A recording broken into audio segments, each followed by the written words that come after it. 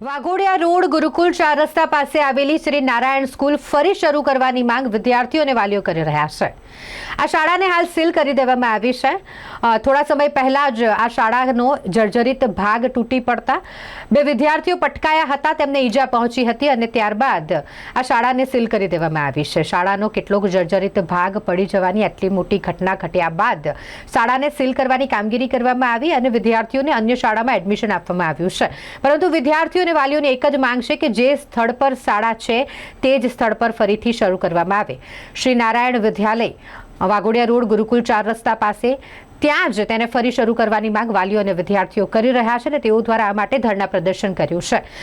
શાળા ખાતે તમામ એકત્રિત થયા હતા, હાથમાં પ્લેકાર્ડ સાથે વિદ્યાર્થીઓ અને વાલીઓ દ્વારા વિરોધ વ્યક્ત કરવામાં આવ્યો। આ જ સ્થળ પર શાળા ફરી શરૂ કરવા માટેની માંગ તેઓએ કરી છે।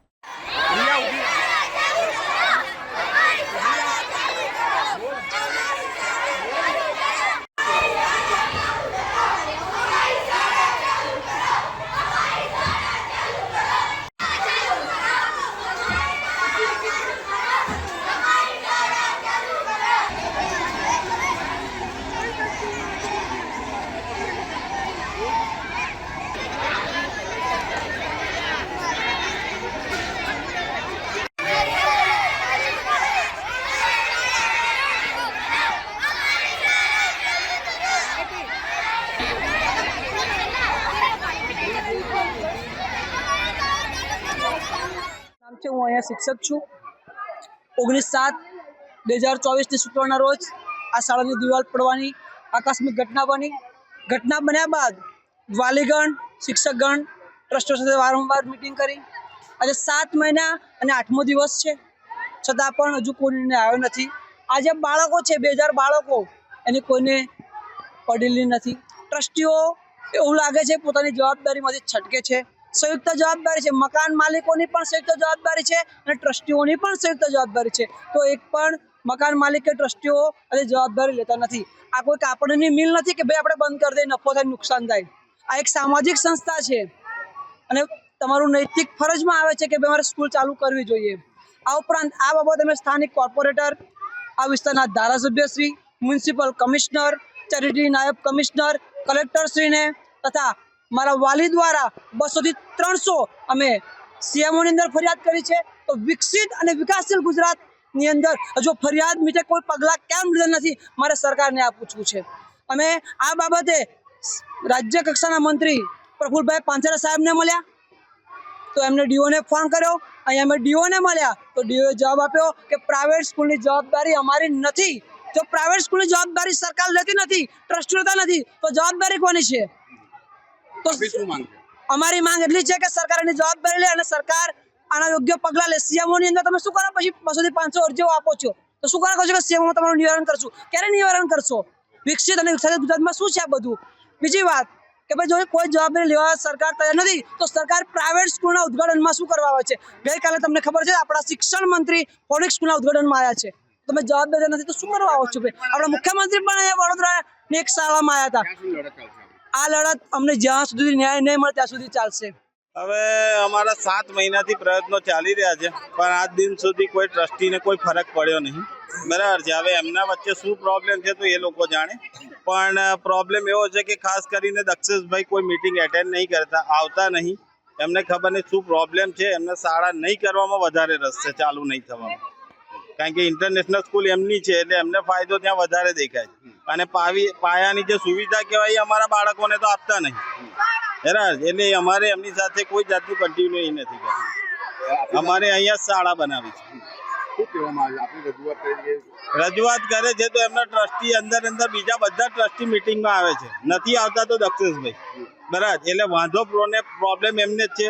છેલ્લે એમને છૂટા થવાની બી ઓફર આપી, પૈસાનું બી નક્કી થયું તો પછી આવવાનું જ બંધ કરી દીધું। એટલે આડકતરી રીતે એ અંદર પ્રોબ્લેમ ખોટા ઊભા કર્યા કરે છે। 100% પડી રહી છે।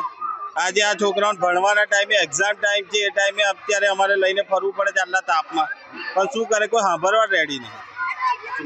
કમલેશ સોલંકી। મારું નામ પ્રજાપતિ કાવ્યા છે. હવે અહીંયા એવું છે કે સ્કૂલ આ છે ને ટ્રસ્ટીઓ કહે છે અમે ખોલીશું પણ એ લોકોના અંદરના બહુ જ ઝઘડા છે, એટલે એ લોકો છે ને ખોલતા નથી. હવે એ લોકો છે ને ઝઘડા કહે છે, હવે અંદર એ લોકોના ઝઘડા પતતા નથી ને અહીંયા સ્કૂલ ખુલતી નથી. એટલે હવે અમે લોકોએ વિચારી લીધું છે કે છે ને હવે જ્યાં સુધી એ લોકો છે ને સ્કૂલ ખોલવાનો નિર્ણય લઈ લે ત્યાં સુધી હવે અમે આવી રીતે જઈશું, રોજે જઈશું. હવે જ્યાં સુધી સ્કૂલ ખુલે નહીં ત્યાં સુધી અમે છે ને આવી રીતે આવીશું. જે અહીંયા ટ્રસ્ટીઓ સાથે તો અમારા વાલીઓ છે એમની ખાસી મોટું એક ગ્રુપ છે, ખાસી મિટિંગો પણ એમને યોજી છે, પણ કોઈ જ ઉકેલ આવતો નથી. એ લોકો અંદર ગોળ ફેરવે છે. અમારી સાથે 2000 બાળકો છે. આ સ્કૂલ તો 6-7 મહિનાથી બંધ છે આ સ્કૂલ. હવે પેલી સ્કૂલમાં અમારે ભણતર પણ ફાવતું નથી એ સ્કૂલમાં ભણવાનું, કારણ કે એ સ્કૂલમાં છે ને એક તો જે ઇંગ્લિશ મીડિયમનું છે ને એમને કેવું દાદાગીરી પણ વધારે છે આમ જોવા જઈએ ને તો. પછી એમને ડાન્સ ક્લાસીસ ને બધું હોય છે ને એ ટાઈમે બી એમના ડીજેસ ને એમનો અવાજ એટલો વધારે હોય છે ને કે ઉપર કશું વધારે સંભળાતું નથી. અમારી એવી માંગ છે કે આ સ્કૂલ જલ્દીથી જલ્દી છે ને ફરી શરૂ થઈ જાય બસ. મારું નામ સોલંકી હિયા છે. હું 5મા ભણું છું. આ સ્કૂલની દિવાલ પડી ગઈ છે, એના પછી 8 મહિના થયા છે. ત્યાં સુધી ટ્રસ્ટીઓ એમની અંદર ગોલ મથર કરીને આ સ્કૂલ ખોલવા દેતા નથી. ખાસ કરીને દક્ષેશ સરે અમારી આ સ્કૂલ ખોલવા માંગતા નથી. એ ઇન્ટરનેશનલ સ્કૂલમાં અમારે બધાને ભણાવવા માંગે છે, જે અમારે એકેય વિદ્યાર્થીને એ સ્કૂલમાં ભણવું નથી. કેટલા બાળકો છે આપણી સાથે અને ક્યાં સુધી આવી લડતા રહેશે? જ્યાં સુધી અમારી શાળા નહીં ખુલે ત્યાં સુધી અમે આ લફડામાં બંધા રહીશું. અને આ શાળામાં 2000 થી વધારે બાળકો છે. ક્યાંથી તમે આ સ્કૂલમાં ભણો છો? ક્યાંથી ભણો છો? હું આ સ્કૂલમાં પ્લે થી ભણું છું. નામ બતાવો. મારું નામ સોલંકી હિયા છે. ટ્રસ્ટી લોકો સારી રીતે જવાબ નથી દેતા. અમે એવું કરીએ છીએ કે અમારી શાળા તમે કંઈ પણ કરીને ચાલુ કરો, અમે કોઈ બીજી શાળામાં જવા માંગતા જ નથી. શું કહેવામાં આવે છે? ભણતરમાં કેટલી ભણતર તો સારું અપાય છે, પણ અમને નારાયણ ઇન્ટરનેશનલમાં શિફ્ટ કરી આપવા પડશે. ત્યાં સારી સુવિધાઓ પણ નથી, એટલે એવું છે કે અમારે આ શાળામાં જ ભણવું છે. કેટલા બાળકો આપણી સાથે જોડાયા? અમારી સાથે જેટલા બાળકો જોડાયેલા છે. 2000. આ કેટલા દિવસથી આ ઓછામાં ઓછા 6 મહિનાથી ચાલી રહ્યું છે. તમારી શું માંગ? અમારે આ શાળા ખાલી શરૂ જ કરાવી છે. અમારે બીજી શાળામાં નથી જવું, અમારે આ શાળા શરૂ કરાવી. સ્કૂલના પ્રિન્સિપલ તમને શું કહેવામાં આવે? એ લોકો કંઈ કહેતા નથી, બસ ગોલ વાત ફેરવે છે. માહિશા.